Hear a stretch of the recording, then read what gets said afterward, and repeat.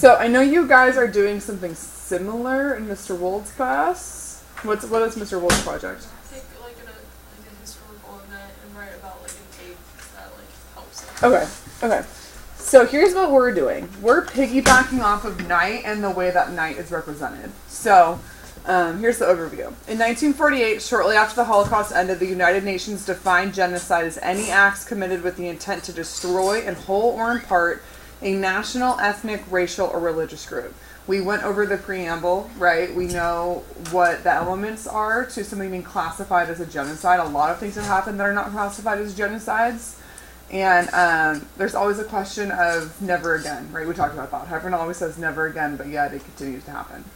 So, for this project, you will be researching a genocide, its reflection in literature, and demonstrate your knowledge in a meaningful way. You may work alone or amongst a group of up to 2 others, so a total of 3, okay? So, it's a pretty big research project. You're going to research, you're going to examine literature, its reflection of the genocide in the literature, and then a presentation. So, here are some... these are genocides that are really widely known and have been researched and are pretty strongly classified as a genocide. So the reason why I'm giving you guys these is because you're going to be able to find more literature on it. Does that make sense? Yeah. What about the current one in Yemen right now? It's really, it's not been really classified genocide, but it kind of is because... What's the group that's under attack? Is it the citizens of the whole country is being blocked from food. It's just a war. It's a civil war. It's the Yemeni crisis. Between the Houthi and... Yeah, I mean, you can do any of that.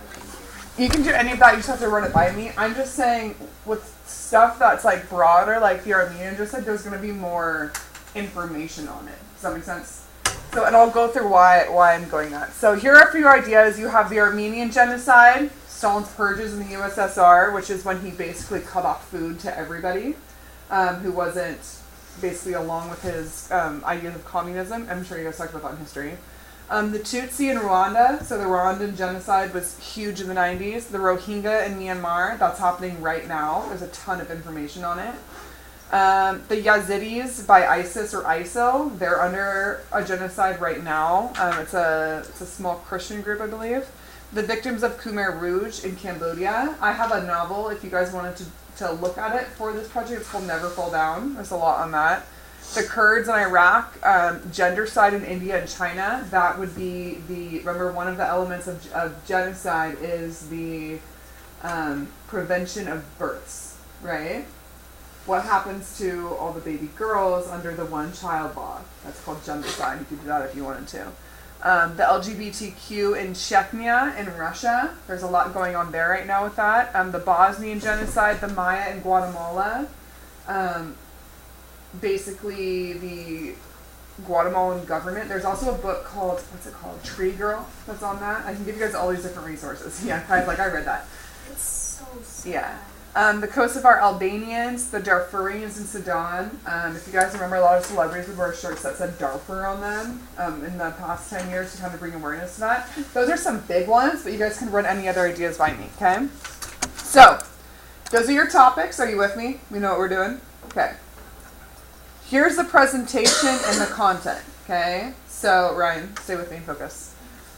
You can do this on a Google Slides presentation, a PowerPoint presentation, a Prezi. You could make your own blog. With like EduBlogs, you could design your website and do a blog post on this. You can make a video. I don't care how you present the information and the way that you're developing it, just it needs to be in some sort of digital format. Does that make sense? Okay, so use technology. And if you make a video, for instance, you still have to present it. You still have to explain things. You can't just be like, okay, here's my video. I want you to practice. Remember, you can do it on your own or in groups of 3. So here's a checklist of the things that I'm grading you on that you need to have, okay? 1, you need to choose the genocide you're going to research. So when you're done with that, you can use this list to check things off if you want to. If you're like, I'm good, Miss N, that's fine with me. 2, you need to include answers to the following questions, okay? So this is just background information on the genocide you're including. When did it take place? Where did it take place? Who were the victims? The perpetrators, were they brought to justice? So, for example, with the Holocaust, right, was every single Nazi brought to justice? No, there's still some that are in hiding today, right? Or I think there was one recently incriminated widely on the news. I forget his name, but he was finally sentenced to death in the United States. Interesting. A lot went to South America, and there was a movie that just came out about the capture of one of the main leaders. I'll have to look up the movie for you guys. Well, I think he lived in the United States for a while. Oh, I think that's a different person. This was like in like the 80s when he was caught. Were they brought to justice, or is it one of those things where they're in denial? What were the reasons they were targeted? So what was the symbolization? What was the point of selecting these people? What happened during the genocide? So statistics, okay, research from statistics. How did it end and any lasting effects, okay? A map of the affected area and images and videos. I want you guys to include graphics and things like that throughout this. Now, here's where the majority of your grade is going to come from. Okay, remember this is English, so while your standards do require you to research a topic for Common Core in English, hi Riley, they do also require you to analyze a cultural reflection in literature. So here's what you're going to do. You need to find 3 examples of literature in which this genocide is reflected. Okay, so you're going to find a book. You're going to find a poem. You're going to find a song, a film maybe that came out of this. Okay, how is this experience reflected in literature? And so am I going to be like, you need to read 3 books? No, but if you find 3 books, research them, maybe read some excerpts from them. Okay, that's what I'm asking you to do. Research and find how it was reflected. So for each of those pieces of literature, you need to analyze them. Okay, so if you find a poem, analyze it. What's your interpretation of the poem? What literary devices are used? Structure, point of view. Does that make sense? You're analyzing the literature. What is it saying? How is it being conveyed? Yes. So, like, what would you say for, like, Night? What do you mean? Like, if you read Night and... Oh, you wanted to analyze it? Okay, what's your interpretation of, like, the theme? What do you think his point is in the book? What literary devices, right? That you don't have to do an entire essay on it, but you might want to address, like, the meaning of the book Night, right? Why is it called Night? That might be something you want to address, because the Holocaust is a never-ending dark night, right? Like, answer that question? We're going through it. Slowly, Like, we didn't surely. learn from the first section, but we can't really answer what the book's about. You can by the end of it. We'll talk about it. We're going to talk about it on Tuesday when we go Isn't in it, groups. Like, kind of, like, at the thing, like, they thought it was going to last, like, it wasn't going to last long, but it lasted much longer. Mhm. Like that. And if you go through the book and find examples, it'll be like night fell and something happened. Darkness overcame us, or the darkness fell. So a lot of the times they're talking about when bad things are happening, right? Night fell. So it's the symbol. And then also, yeah, for the symbolism thing, I did the line, which I kind of thought was like. You did the what, sorry? Over. It was the one, you know, where the woman was screaming about. Like, Yes, fire and yes. stuff? Well, like the person, other people in the what's it called, the train car? The cattle car, yeah. Yeah, they went up there and she was like, "Don't worry, you'll see your sons and husbands soon." But when you read further on, it's you'll see them in their heaven or in Yeah. ground in ashes. So foreshadowing, right? Yeah. In addition to symbolism. After that, like and then I did also that for good other pages, and it's kind of like crazy to see. Like you think it's just like, oh, this is the first story. It's just Yeah. what happened, and there's a lot more like symbolism that goes into it. But for this element, if you guys can't find novels, let me know and I can kind of guide you in the direction of some. Also, if you choose one that you can't find a lot on, consider reselecting your topic, right? So if you did one that's fairly new, there might not be a lot published right now. 2, you're going to examine and explain how this particular cultural genocidal experience is represented in the literature. Okay, so in addition to examining the text itself, you're explaining how the experience is reflected in the literature. Does that make sense? So, like, if we're reading Night, and I was like, how was the Holocaust explained in this? How is the experience of the Holocaust reflected in the literature? Right, you can talk about his loss of faith in God. right? That was a huge impact on the Jewish population in the Holocaust. So you're examining things like that. Ryan, focus. Okay, number 5. So again, this is where the majority of your grade is going to come from. What are the steps that society can take to prevent genocide? And are we responsible if we do not stop things like this? Okay, you're now applying critical thinking. What can be done to prevent things? And on a positive note, did anything positive come out of the genocide? Change, laws, etc. Okay, so for example, the Holocaust. What came out of it? The UN passed like the Declaration. They had the Confederation on genocide and prevention and things like that. Okay. Also, you need a works cited for all your sources. So here's how I'm grading you. Okay. Content. So 10 of your 75 points are going to be on whether or not you include all of these elements and they're well written. Okay. I'm also grading you on your reflection of culture in the literature. So did you examine the literature and did you explain it?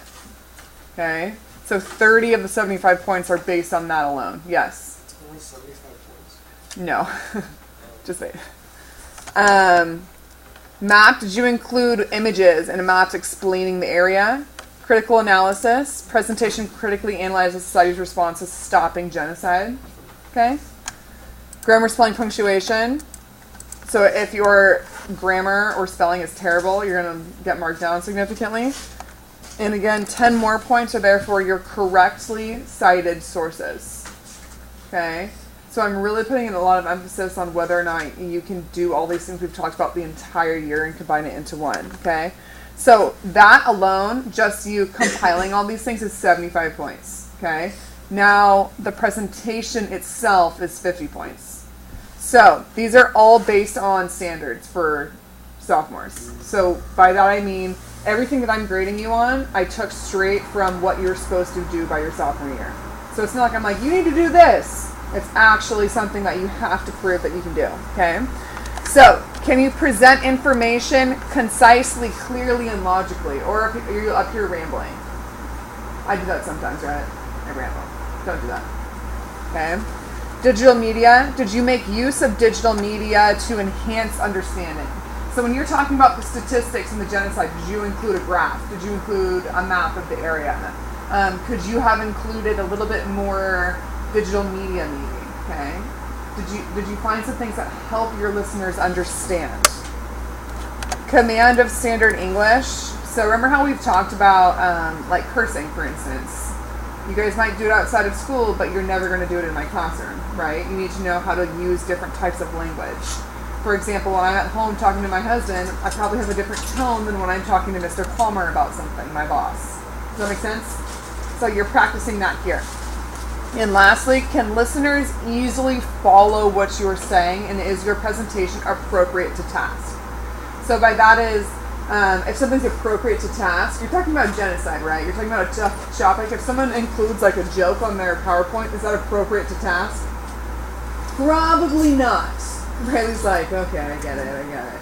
So that's what I mean. Are you gearing this towards this presentation? Now, if you're in a group, you're going to have an additional 25 points based on how you participated in a group. If you're doing it alone, your content will be out of 100 rather than 75. Does that make sense?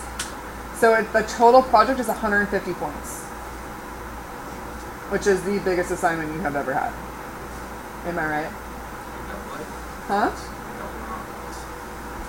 What do you mean? You want it out of 300? Yeah. No. That won't happen. So does that make sense, what I'm asking you? Hi, Haley. Okay. So, advanced kiddos, the only addition you have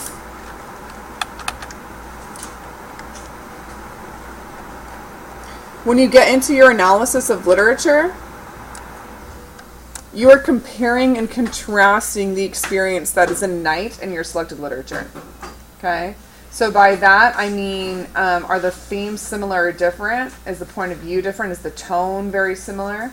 You're comparing the reflection of this genocide in Knight versus what you're examining. Does that make sense? Okay. So you just have one more element that you have to analyze. Okay. So This is what we're doing. You guys can start today. You can figure out groups if you want to. Remember, 3 maximum in a group, or you can do it on your own. It does not matter. And then if you're doing it in a group, part of your grade will be on whether or not you participated effectively and collaboratively. Okay. Any questions on your final project? When are you presenting? Friday. Okay. If you, like I have a couple kids going out of town, for instance, you might need to do it on your own if you have to present early. Right? Okay. So again, here are some of the genocides that have a lot of information about them. You can always do something else or talk to Mr. Wold if you have another idea to get ideas from, because he's kind of got more background knowledge on the world history than I do. This world's smart on politics. He's smart on politics? I mean, like, this is kind of like politics, whether or not a country gets affected in a genocide. Literally all of history we've been learning about genocide is right. True. Every world war, everything. There's more deaths in genocide than there is in the deaths of war. Mm-hmm. And it's interesting because a lot of the times that's not brought to our attention. Or like even right now, the Rohingya in Myanmar, there are people who are saying it's not yet a genocide. So we've not intervened. It's not yet a genocide. There's lots of political issues, right? There's no qualification that like says like this many people need to die. Mm-hmm. So like technically, if you go out and you commit a hate crime and kill someone, that I mean, I feel like the rules for the genocide need to be reviewed again because you can classify that as a genocide. Yeah, and that's, I was actually talking to Mr. Wold about this yesterday, and we were talking about how there's so many loopholes. Kaya, what did you want to add? Would you consider a famine a genocide? It depends on who, if it's orchestrated. So the victims of Stalin's purges, that was like an orchestrated famine, right? That was him taking over all the farmlands in order to expand on communism. So yeah, and one of the aspects of genocide is deliberately inflicting on the group conditions of life calculated to bring about its physical destruction. So by removing access to food, that fits that category. So, forcibly transferring children, imposing measures intended to prevent births within the group. There's so many aspects that qualify as genocide. I selected these again because I think there's a lot of information about them, but if there's something else you want to do, just run it by me. Okay, are we good? So, what we are going to do now... Are we gonna finish the book today? Heck yeah, we are. What's the 3 dots mean? What do you mean? Like, I was doing this last night, I couldn't think of what they were called. Ellipses? Yeah. Okay, so we reviewed Final Research Project. Now we're going to finish the novel 98 to 115. Okay? So go ahead and open your books. Page 98. Mia? Are you doing work? Are you doing work? Let's get off YouTube. Okay, do we want to do popcorn read? Do we want to read silently? Do you want me to read? Read silently. You can read silently. You want to go back? I'm sorry, does anyone want me to read? Okay, Ryan, if you want to go finish the book and back, you can go. Okay, we're on 98. You're good? I think I'm on like page like 88 or something like that. Oh yeah, go call it. Kaya, do you want to go follow along? Yes. I've already read it. What I does know, this thing I do? just had a feeling. Huh? That is due today. Oh, I need to put a... Are we checking out these books? Sunday, by the way? Sunday. Huh? Are we checking out these books by the way? Or What do you mean? like, are we writing down which ones we have? Oh, I think I forgot to, in all honesty. But it's fine, because I'll Wait, swear it on this is the due good Sunday? Yes. We're finishing the book today. Are we just gonna spend it in? Yeah, and I'm going to put a link. All right, ready? Page 98. Haley, are you here, hon? 98? Okay. All right. Pressed tightly against one another in an effort to resist the cold, our heads empty and heavy, our brains a whirlwind of decaying memories, our minds numb with indifference. Here or elsewhere, what did it matter? Died today or tomorrow or later. The night was growing longer, never ending. There we go again. You see we hit the title night, right? The night was growing longer, never ending. Keep listening for night. When at last a grayish light appeared on the horizon, it revealed a tangle of human shapes, heads sunk deeply between the shoulders, crouching, piled one on top of the other, like a cemetery covered with snow. In the early dawn light, I tried to distinguish between the living and those who were no more, but there was barely a difference. My gaze remained fixed on someone who, eyes wide open, stared into space. His colorless face was covered with a layer of frost and snow. My father had huddled near me, draped in his blanket, shoulders laden with snow. And what if he were dead as well? I called out to him, no response. I would have screamed if I could have. He was not moving. Suddenly, the evidence overwhelmed me. There was no longer any reason to live, any reason to fight. The train stopped in an empty field. The abrupt halt had wakened a few sleepers. They stood, looking around, startled. Outside, the SS walked by shouting, "Throw out all the dead! Outside, all the corpses!" The living were glad. They would have more room. Volunteers began the task. They touched those who had remained on the ground. "Here's one. Take him." The volunteers undressed him and eagerly shared his garments. Then 2 grave diggers grabbed him by the head and feet and threw him from the wagon like a sack of flour. There was shouting all around. "Come on, here's another, my neighbor, he's not moving." I woke from my apathy only when 2 men approached my father. I threw myself on his body. He was cold. I slapped him. I rubbed his hands, crying, "Father, Father, wake up. They're going to throw you outside." His body remained inert. The 2 gravediggers had grabbed me by the neck. "Leave him alone. Can't you see that he's dead?" "No," I yelled. "He's not dead, not yet." And I started to hit him harder and harder. At last, my father half opened his eyes. They were glassy. He was breathing faintly. "You see?" I cried. The 2 men went away. 20 corpses were thrown from our wagon. Then the train resumed its journey, leaving in its wake, in a snowy field in Poland, hundreds of naked orphans without a tomb. We received no food. We lived on snow. It took the place of bread. The days resembled the nights, and the nights left in our souls the dregs of their darkness. But doesn't snow also dehydrate you? I don't know about that. I would assume it's just water. It just takes more energy to melt than it does to digest. It's the same as like cold water, right? Well, they always say melt the snow before you drink it because your body heat decreases. We're already freezing, so I guess I don't care. So again, did you guys notice the night? The days resemble the nights, and the nights left in our souls the dregs of darkness. Okay, so we're really in the depths of night at this point in the story. The train rolled slowly, often halted for a few hours, and continued. It never stopped snowing. We remained lying on the floor for days and nights, one on top of the other, never uttering a word. We were nothing but frozen bodies, our eyes closed. We merely waited for the next stop to unload our dead. There followed days and nights of traveling. Occasionally we would pass through German towns. Usually, very early in the morning, German laborers were going to work. They would stop and look at us without surprise. One day, when we had come to a stop, a worker took a piece of bread out of his bag and threw it into a wagon. There was a stampede. Dozens of starving men fought desperately over a few crumbs. The worker watched the spectacle with great interest. Okay, someone describe to me what just happened in that last 2 paragraphs. Threw a bird to seagulls. You what? He threw a bird to a flock of seagulls in the out. Yes. Who threw it though?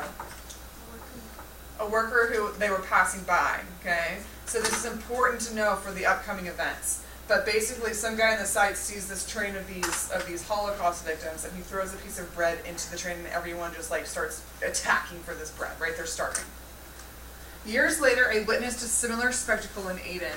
Our ship's passengers amused themselves by throwing coins to the natives who drove to retrieve them. An elegant Parisian lady took great pleasure in this game. When I noticed 2 children desperately fighting in the water, one trying to strangle the other, I implored the lady, "Please don't throw any more coins." "Why not?" she said. "I like to give charity." In the wagon where the bread had landed, a battle had ensued. Men were hurling themselves against each other, trampling, tearing at, and mauling each other. Beasts of prey unleashed animal hate in their eyes. An extraordinary vitality possessed them, sharpening their teeth and nails. A crowd of workmen and curious passers-by had formed all along the train. They had undoubtedly never seen a train with this kind of cargo. Soon, pieces of bread were falling into the wagons from all sides, and the spectators observed these emaciated creatures ready to kill for a crust of bread. A piece fell into our wagon. I decided not to move. Anyway, I knew that I would not be strong enough to fight off dozens of violent men. I saw, not far from me, an old man dragging himself on all fours. He had just detached himself from the struggling mob. He was holding one hand to his heart. At first, I thought he had received a blow to the chest. Then I understood. He was hiding a piece of bread under his shirt. With lightning speed, he pulled it out and put it to his mouth. His eyes lit up. A smile, like a grimace, illuminated his ashen face, and it was immediately extinguished. A shadow had lain down beside him, and this shadow threw itself over him. Stunned by the blows, the old man was crying, Mir, my little Mir, don't you recognize me? You're killing your father. I have bread for you too, for you too. He collapsed, but his fist was still clutching a small crust. He wanted to raise it to his mouth, but the other threw himself on him. The old man, mumbling something, groaned and died. Nobody cared. His son searched him and took the crust of bread and began to devour it. He didn't get far. 2 men had been watching him. They jumped him, others joined in. When they withdrew, there were 2 dead bodies next to me, the father and the son. I was 16. Okay, so that scene. The old man grabs the bread and he's like trying to hide it, right? Who attacks him initially? His own son. Okay, he starts beating his dad, and his dad's like, kid, I got bread for us. And then what happens to the dad? He's been beaten to death by men, including his own son, right? And then when the son gets some of the bread, the others join in and do what to him? Okay. Wait, where are they? They're in the Kalahar still. Oh. They're being taken to Germany because the front is coming closer, so the end of the war is coming near. Okay? So he was 16. So all this stuff that he's lived through, he still makes sure that you guys understand. He was 16. In our wagon, there was a friend of my father's, Mir Katz. He had worked as a gardener in Buna and from time to time had brought us some green vegetables. Less undernourished than the rest of us, detention had been easier on him. Because he was stronger than most of us, he'd been put in charge of our wagon.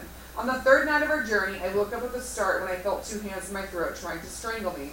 I barely had time to call out, Father! Just that one word. I was suffocating, but my father had awakened and grabbed my aggressor. Too weak to overwhelm him, he thought of calling Mir Katz. Come quickly, someone is strangling my son. In a few moments, I was free. I never did find out why this stranger had wanted to strangle me. But days later, Mir Katz told my father, Shlomo, I am getting weak. My strength is gone. I won't make it. Don't give in, my father tried to encourage him. You must resist. Don't lose faith in yourself. I can't go on, Shlomo. I can't help it. I can't go on. My father took his arm, and Mir Katz, the strong one, the sturdiest of us all, began to cry. His son had been taken from him during the first selection, but only now was he crying for him. Only now did he fall apart. He could not go on. He had reached the end. On the last day of our journey, a terrible wind began to blow, and the snow kept falling. We sensed that the end was near, the real end. We could not hold out long in this glacial wind, this storm. Somebody got up and yelled, We must not remain sitting. We shall freeze to death. Let's get up and move. We all got up. We all pulled our soaked blankets tighter around our shoulders, and we tried to take a few steps to shuffle back and forth in place. Suddenly, a cry rose in the wagon, the cry of a wounded animal. Someone had just died. Others, close to death, imitated his cry, and their cries seemed to come from beyond the grave. Soon, everybody was crying. Groaning, moaning, cries of distress hurled into the wind and the snow. The lament spread from wagon to wagon. It was contagious. And now hundreds of cries rose at once. The death rattle of an entire convoy with the end approaching. All boundaries had been crossed. Nobody had any strength left, and the night seemed endless. Mir Katz was moaning. Why don't they just shoot us now? That same night, we reached our destination. It was late. The guards came to unload us. The dead were left in the wagons. Only those who could stand could leave. Mir Katz remained on the train. The last day had been the most lethal. We had been 100 or so in this wagon. 12 of us left. Among them, my father and myself. We had arrived in Buchenwald. I don't know if I'm saying that right. I'm gonna roll with Buchenwald. At the entrance to the camp, SS officers were waiting for us. We were counted, then we were directed to the Appelplatz. The orders were given over the loudspeakers. Form ranks of 5, groups of 100, 5 steps forward. Yes. Is this where they go to the gas chambers? So the gas chambers were everywhere, right? They were at Auschwitz, they were at Birkenau, and now they're going to another camp because they had to get them away from the front. So there are gas chambers here as well. Okay, but he never mentions them. He does throughout, because remember they see the chimneys, which are that's where they put him in the crematory. A lot of what he's experienced is the crematory, Okay. right? Because imagine in the gas chambers, you could probably hear people struggling, but what affected him the most, remember what sense when he first arrived? What was the sense? The smell of burning. The smell of the burning bodies. So that's clearly what has affected him the most, that memory of smelling the burning flesh. And again, remember, he's a witness to history. So someone who experienced it differently, the gas chambers might have been their strong memory. Okay, I tightened my grips on my father's hand, the old familiar fear not to lose him. Very close to us stood the tall chimney of the crematorium's furnace. It no longer impressed us. It barely drew our attention. A veteran of Buchenwald told us that we would be taking a shower and afterward be sent to the blocks. The idea of a hot shower fascinated me. My father didn't say a word. He was breathing heavily beside me. Father, I said, just another moment. Soon we'll be able to lie down. You'll be able to rest. He didn't answer. I myself was so weary that his silence left me indifferent. My only wish was to take a shower as soon as possible and lie down on a cot. Only it wasn't easy to reach the showers. Hundreds of prisoners crowded the area. The guards seemed unable to restore order, were lashing out left and right to no avail. Some prisoners who didn't have the strength to jostle or even to stand sat down in the snow. My father wanted to do the same. He was moaning. I can't anymore. It's over. I shall die right here. He dragged me toward a pile of snow from which protruded human shapes, torn blankets. Leave me, he said. I can't go on anymore. Have pity on me. I'll wait here until we can go into the showers. You'll come and get me. I could have screamed in anger. To have lived and endured so much, was I going to let my father die now? Now that we would be able to take a good hot shower and lie down? Father, I howled. Father, get up right now. You will kill yourself. And I grabbed his arm. He continued to moan. Don't yell, my son. Have pity on your old father. Let me rest here a little. I beg of you. I'm so tired. No more strength. He had become childlike, weak, frightened, and vulnerable. Father, I said, you cannot stay here. I pointed to the corpses around him. They too had wanted to rest here.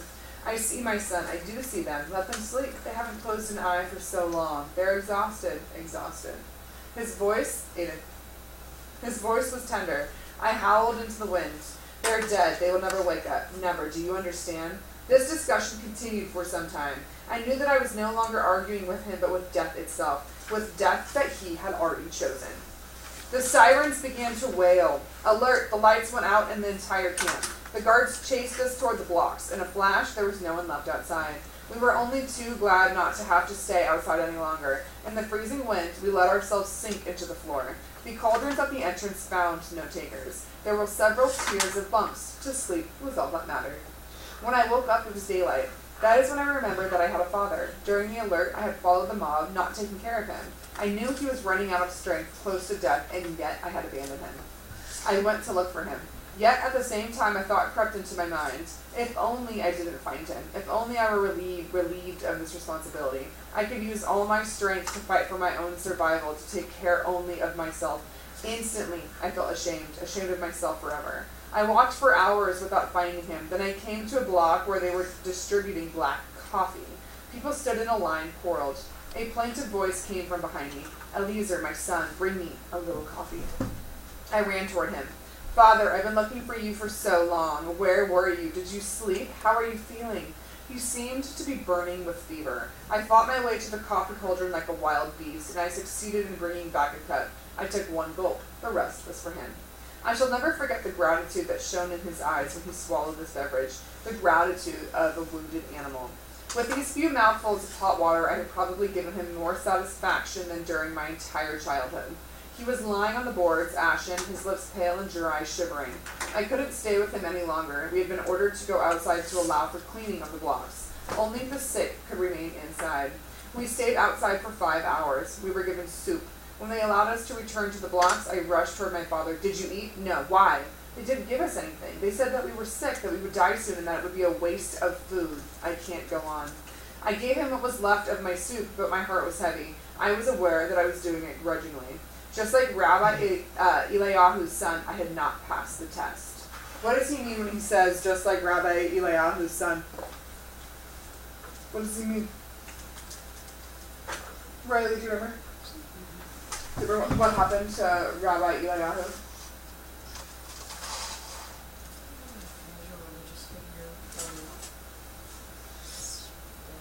Maybe he has the same name, Kira. So basically, the son like saw his father falling behind like during the march, and Mhm. he didn't fall back with him, and so because like Eli thinks it was because like he didn't want to like put his life in danger with Yes. his father. So remember when they are running from town to town in the snow, and one of their friends is like, oh, Rabbi Eliyahu, they get there, and he's like, has anyone seen my son? I lost him in the stampede. And Eliezer is like, oh yeah, I remember seeing him. I remember that he started to run faster and his father started to run behind. Okay, so now he thought it was terrible at the time. He was like, how could you like be happy that your dad is about to die? And now he's in the same situation, and he's inside because he's sick, and they don't give him any food. Because they're like, you're gonna die anyways, just starve it out. And so he gives him his soup grudgingly. He's irritated that he has to like give up what he's doing for his dad. So he's falling into that same line of thinking as the rabbi that he once thought was terrible. Okay, so in your character charts, for example, where are we at from the kid that he was before the Holocaust? Think about that. Every day, my father was getting weaker. His eyes were watery, his face the color of dead leaves. On the third day after we arrived in Buchenwald, everybody had to go to the showers, even the sick who were instructed to go last. When we returned from the showers, we had to wait outside a long time. The cleaning of the blocks had not been completed. From afar, I saw my father and ran to meet him. He went by me like a shadow, passing me without stopping, without a glance. I called to him. He did not turn around. I ran after him. Father, where are you running? He looked at me for a moment, and his gaze was distant, otherworldly, the face of a stranger. It lasted only a moment, and then he ran away. Okay, so is his dad kind of losing it? A little bit, okay? So we're starting to see his father descend into just madness. Suffering from dysentery, my father was prostrate on his cot, with another 5 sick inmates nearby. I sat next to him, watching him. I no longer dared to believe that he could still elude death. I did all I could to give him hope. All of a sudden, he sat up and placed his feverish lips against my ear.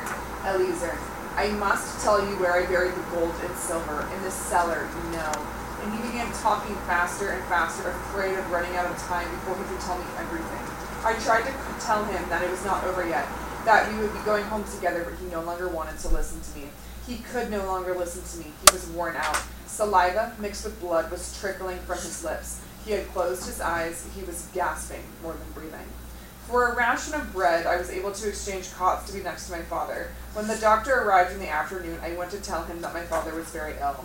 Bring him here! I explained that he could not stand up, but the doctor would not listen, and so with great difficulty I brought my father to him. He stared at him, then asked curtly, "What do you want?" "My father is sick," I answered in this place. "Dysentery." "That's not my business. I'm a surgeon. Go on, make room for the others." My protests were in vain. "I can't go on, my son. Take me back to my bunk." I took him back and helped him lie down. He was shivering. "Try to get some sleep, father." Tried to fall asleep.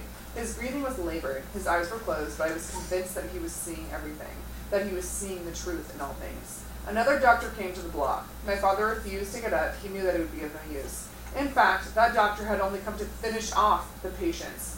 I listened to him shouting at them that they were lazy good-for-nothings who only wanted to stay in bed. I considered jumping him, strangling him. But I had neither the courage nor the strength. I was riveted by my father's agony.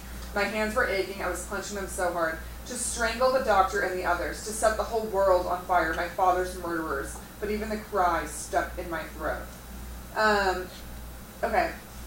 This part is really emotional for me, and I'm assuming it would be for you guys who are reading this on your own, right?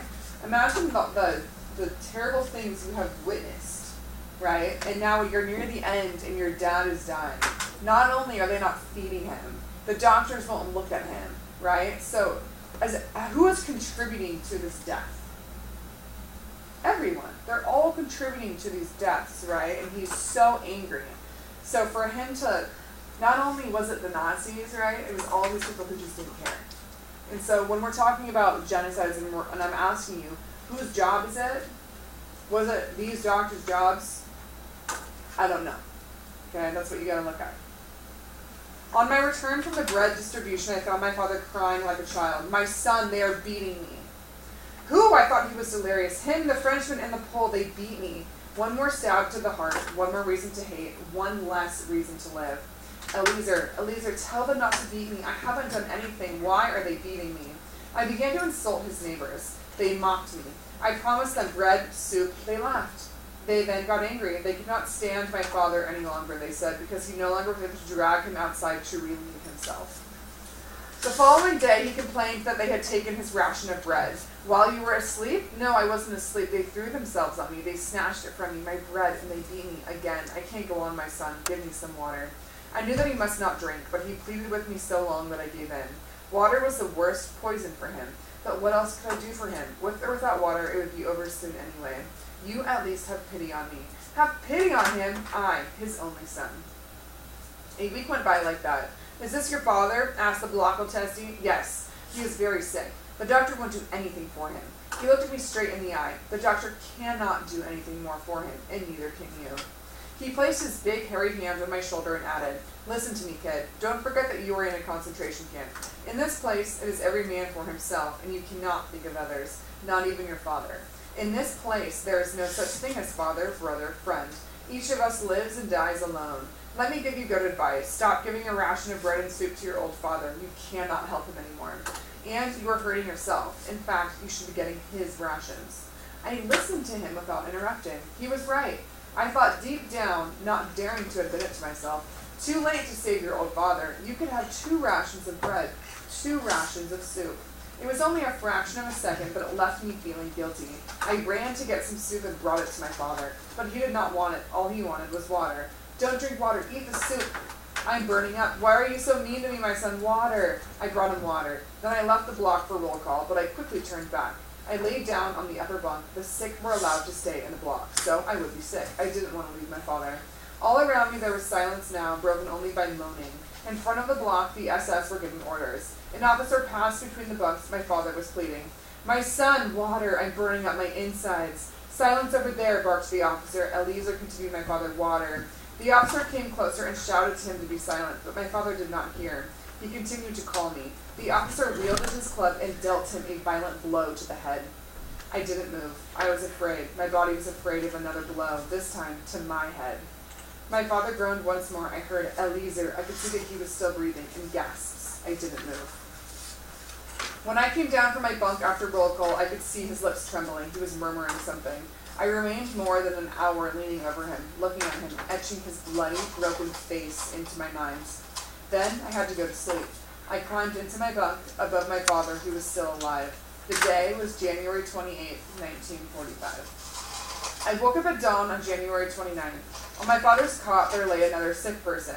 They must have taken him away before daybreak and taken him to the crematorium. Perhaps he was still breathing. No prayers were said over his tomb, no candle lit in his memory. His last word had been my name. He had called out to me and I had not answered. I did not weep, and it pained me that I could not weep, but I was out of tears. And deep inside me, if I had searched the recesses of my feeble conscience, I might have found something like free at last. I remained in Buchenwald until April 11th. I shall not describe my life during that period. It no longer mattered. Since my father's death, nothing mattered to me anymore. I was transferred to the children's block where there were 600 of us. The front was coming closer. I spent my days in total idleness with only one desire, to eat. I no longer thought of my father or my mother. From time to time I would dream, but only about soup, an extra ration of soup. On April 5th, the wheel of history turned. It was late afternoon. We were standing inside the block waiting for an SS to come and count us. He was late. Such lateness was unprecedented in the history of Buchenwald. Something must have happened. 2 years later, the loudspeakers transmitted an order from the camp commandant. All Jews were to gather in the Appelplatz. This was the end. Hitler was about to keep his promise. What does he mean? This was the end. What does that mean? They think they're about to die. They think Hitler's going to go through his final plan, where he's going to exterminate all the Jews, so they're going to kill everybody. The children of our block did his order. There was no choice. Gustav, the Blockotesti, made it clear with his club. But on our way, we had met some prisoners who whispered to us, go back to your block. The Germans plan to shoot you. Go back and don't move. We returned to the block. On our way there, we learned that the underground resistance of the camp had made the decision not to abandon the Jews and to prevent their liquidation. As it was getting late and the confusion was great, countless Jews had been passing as non-Jews. The Lagerl Testi had decided that a general roll call would take place the next day. Everybody would have to be present. The roll call took place. The Lager commandant announced that the Buchenwald camp would be liquidated. 10 blocks of inmates would be evacuated every day. From that moment on, there was no further distribution of bread and soup, and the evacuation began. Every day, a few thousand inmates passed the camp's gate and did not return. On April 10th, so this is 5 days later, right, after the initial roll call, there were still some 20,000 prisoners in the camp, among them a few hundred children. It was decided to evacuate all of us at once. By evening, afterward, they would blow up the camp. And so, we were herded onto the huge Appelplatz in ranks of 5, waiting for the gate to open. Suddenly, the sirens began to scream, "Alert!" We went back to the blocks. It was too late to evacuate us that evening. The evacuation was postponed to the next day. Hunger was tormenting us. We had not eaten for nearly 6 days, except for a few stalks of grass and some potato peels found on the grounds of the kitchen. At 10 o'clock in the morning, the SS took positions throughout the camp and began to herd the last of us toward the Appelplatz. The resistance movement decided at that point to act. Armed men appeared from everywhere. Bursts of gunshots, grenades exploding. We, the children, remained flat on the floor of the block. The battle did not last long. Around noon, everything was calm again.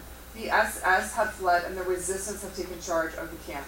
At 6 o'clock that afternoon, the first American tank stood at the gates of Buchenwald, Marka.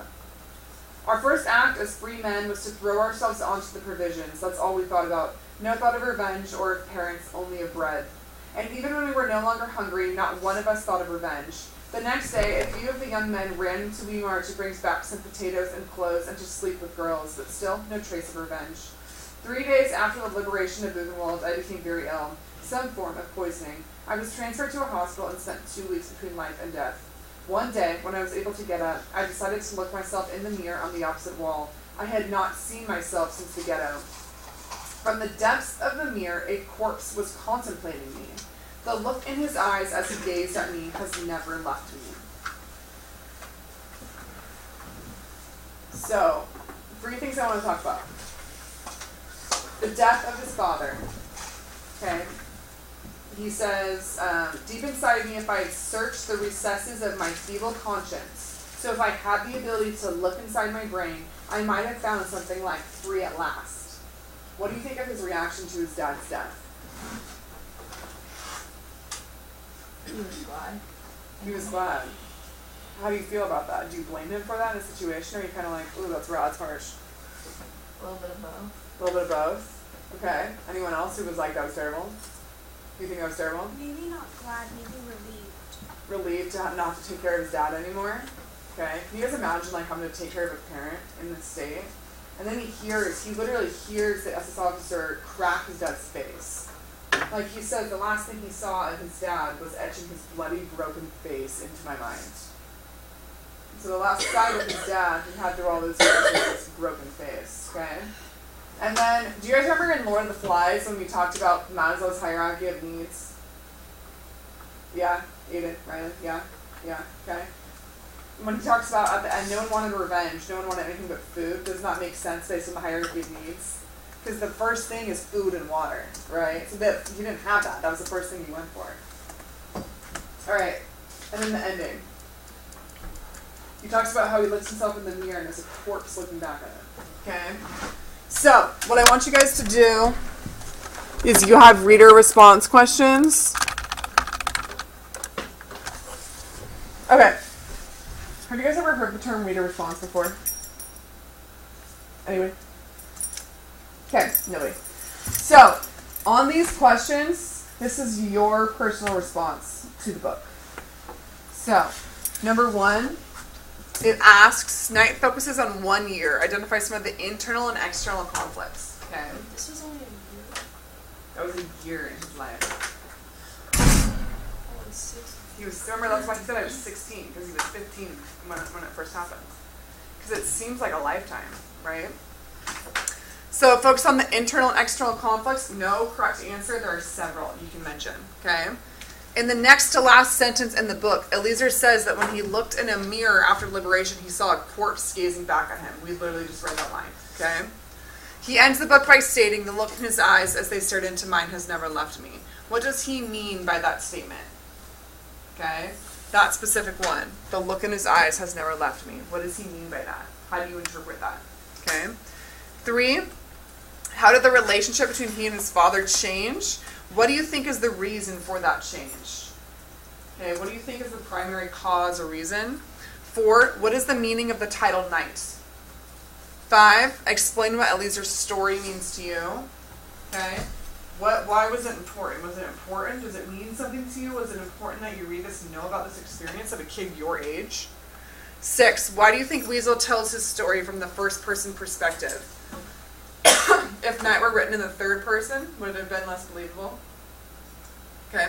And lastly, why do you think he begins Night with the story of Moish... Oh, there's an I.